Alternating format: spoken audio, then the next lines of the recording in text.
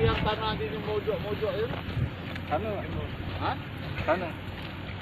L belakang sini. Sini nih.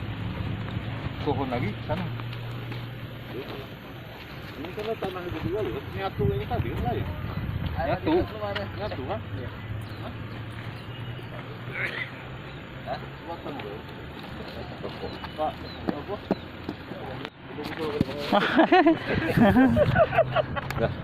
Ayo lah kak, satu lagi kak. Apa?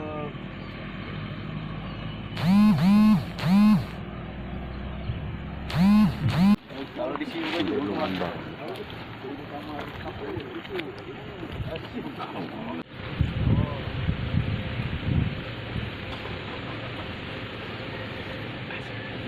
Progresnya ini tahun 2020, lalu buat pendasinya karena keterbatasan dana waktu itu, jadi kita pendasi dulu dengan pengurukan, dengan ada tembok penahan belakang tuh. Yang 2021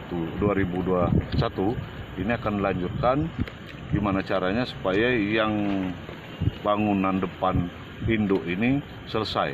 Ini bantuan dari Pak Gubernur Sumatera Selatan untuk membuat rumah sakit Pratama untuk di wilayah Dapil 3 ini menyanggah ke rumah sakit umum supaya tidak terlalu penuh rumah sakit umum. Di sini ada dokter, di sini ada bidan, ada perawat dan lab-lab di sini.